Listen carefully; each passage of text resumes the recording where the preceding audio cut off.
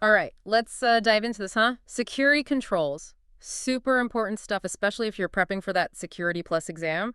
We're going to be using Professor Messer's video today, kind of like our guide through it all. Yeah, and it's really, it's beyond just passing an exam, though, right? This stuff is it's essential for anyone who uses technology. Maybe Hmm. whether you're in IT, cybersecurity, or just just trying to keep your own data safe. This is like the foundation of online safety. Definitely. So Professor Messer breaks it down into four main categories: technical controls, managerial, operational, and physical. But instead of just reading definitions, why don't we jump into some examples, get a feel for how these things work in the real world? Yeah, sounds good. Let's kick it off with technical controls. Think about a company using a firewall, right? Yeah. Preventing unauthorized access to their network. That's a classic example. Yeah, like a digital bouncer at the door. But it's not all just one kind of firewall, is it? There are different levels of how they work. Absolutely. You've got your basic packet filters, right? Those are like checking IDs at the door. But then you've got the more sophisticated ones, the stateful inspection firewalls. Hmm. Those are analyzing behavior, like looking for suspicious patterns. Like, are you really who you say you are? Yeah. So even within technical controls, there's a whole spectrum. But firewalls alone, I mean, they're not the whole picture, right? We've also got managerial controls. It's like the rule book of security, wouldn't you say? Exactly. It's all about setting the ground rules. Yeah. Like think about things like security policy documentation, incident response plans. That's the kind of the behind the scenes framework that guides how an organization responds to threats. So it's not just having the tools, it's knowing how and when to use them. Like, let's say a company gets hit with a data breach. Their incident response plan, that's what dictates who does what, how they communicate, how they contain the damage. Yeah, it'd be total chaos without it. And that's where operational controls come in. This is all about the human element. Think of things like security guards, employee training programs, even those little awareness posters reminding you not to click on phishing links. Oh yeah, those posters, they're everywhere. But it's true, like you can have all the fancy tech in the world, but if someone clicks on a malicious link, boom, everything's compromised. Exactly. That's why security awareness training is so important. It's about giving people the knowledge to recognize threats and just follow best practices. So we've covered technical, managerial, operational. What about the last one? Physical controls. This is just locks and fences and stuff? Well, it includes those, but it's broader than that. It's about controlling access to buildings, server rooms, individual devices even. Hmm. Think badge readers, security cameras, biometric scanners, anything that limits physical entry points. So like those scenes in heist movies where they've got to get through the lasers and pressure plates to get to the vault. Yeah, kind of like that. Hmm. But in the real world, it's about creating multiple layers of physical security to deter attackers. And it all has to work together, right? Like you can't just have strong physical security and ignore the other types of controls. Exactly. What if someone walks out with a laptop full of unencrypted data? Suddenly, your fancy locks and cameras don't mean much. That's a good point. So it's like a puzzle. All the pieces have to fit. Okay, so we've got our four main categories, but Professor Messer also talks about different types of controls, right? Like preventive, detective, corrective. Yeah, and those categories add another layer of depth to how we understand controls. Like, let's look at a security guard for a second. A guard at the entrance of a building. They're both a preventative and a detective control. They prevent unauthorized access, but they also observe and detect suspicious behavior. So they're kind of playing two roles at once, the gatekeeper and the watchdog. I bet the same logic applies to other controls too, right? Absolutely. Like, take a firewall. It can be prevented by blocking malicious traffic, but it can also be detective by logging suspicious activity and alerting, the IT folks. So it's not always so clear cut. It's more about how each control contributes to the overall security, right? Exactly. And that brings us to a really important point. The best approach is layered security. No Mm. single control is perfect. You need a mix of all these types: technical, managerial, operational, physical, all working together. It's about creating a kind of a web of protection, right? Exactly. And that web, it's constantly changing. As new threats emerge, we have to adapt, update our controls to stay ahead of the game. So it's a dynamic process. It never really ends. Okay, so we've laid the groundwork here. We've got our categories and types of controls. But how does this all play out in the real world? Let's dive into some specific examples, see how these controls function in different scenarios. So let's get specific. What are some real examples of these controls in action? Professor Messer mentions those application splash screens, the ones with the security warnings. Right, right. Those little pop-ups reminding you about the acceptable use policies or how sensitive the data is. Yeah, yeah. That might not seem like much. They can be surprisingly effective, though, as a deterrent control. It's like having a little voice saying, maybe don't download that file, buddy. Exactly. But, you bring up a good point. There are times when a deterrent control can actually, well, kind of backfire. Really? How so?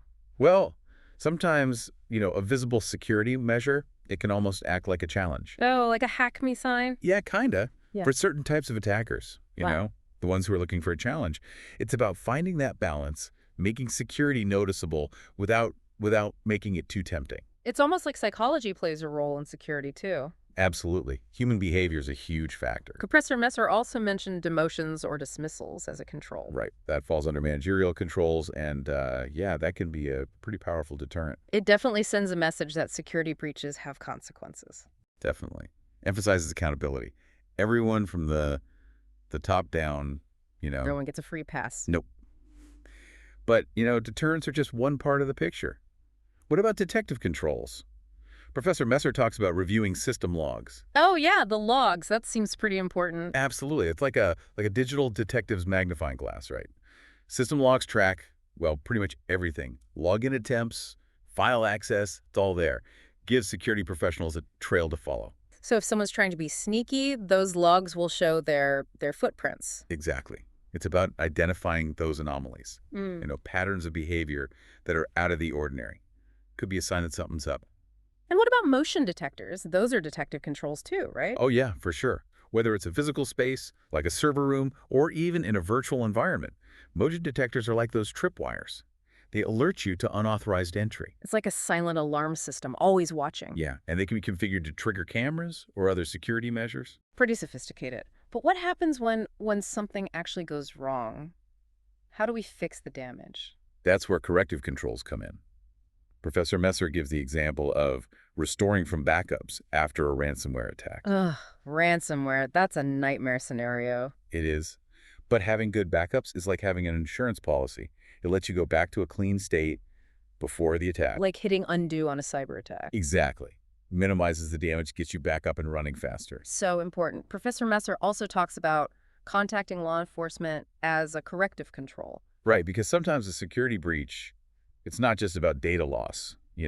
Hmm. Could be legal ramifications or even part of a bigger criminal operation. So it's not just about protecting data, it's about, well, the law, too. Absolutely. Ethics, legal compliance, all of that comes into play. Now, one of the things I found really interesting in Professor Messer's video was his talk about compensating controls. Ah, yes. Compensating controls. These are the ones that come into play when the primary control isn't available, or maybe it's not enough on its own.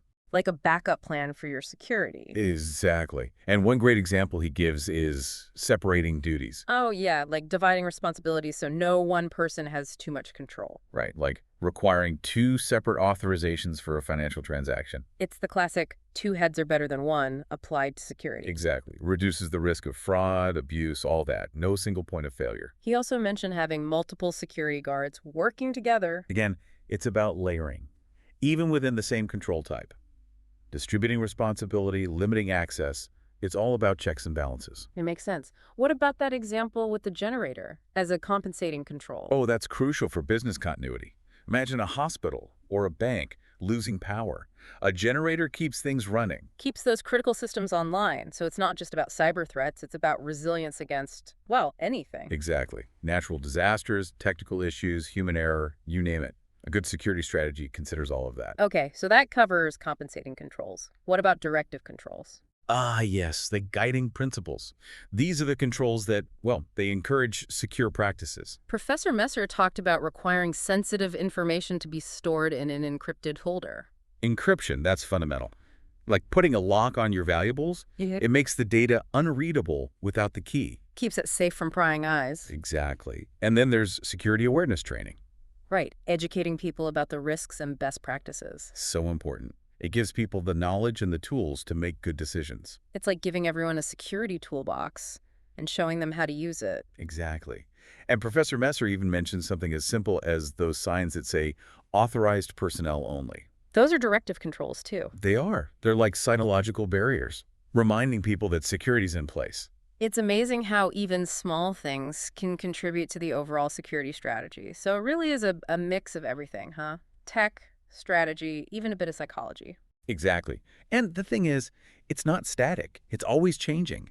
Professor Messer, he really emphasizes that controls aren't, set it and forget it. Hmm. They have to adapt as technology changes, new threats come Like up. always going to be one step ahead. So how can our listeners, how can they take all this and apply it to their own lives? The big takeaway here, I think, is that security is everyone's responsibility. Mm. It's not just on the IT folks, right? We all have a role to play. So being aware of the risks, knowing what controls are out there, and just, practicing good habits. Exactly. Being mindful in all those digital spaces, the websites you visit, the passwords you use, even, how you handle those suspicious emails, Don't click that link. right? And remembering that layered security, that's key. No one thing is going to be foolproof. It's about the combination. Technical, managerial, operational, physical, all those pieces working together. Building that fortress around your data. That's a good way to put it. And just like a fortress, it needs regular maintenance. Stay informed about what's out there, update your practices, make sure your defenses are still holding up. So, as we wrap up our deep dive into security controls today, want to leave you with one last thought. Yeah, think about the controls you encounter every day, both online and in the real world. Hmm. What are you doing to protect yourself?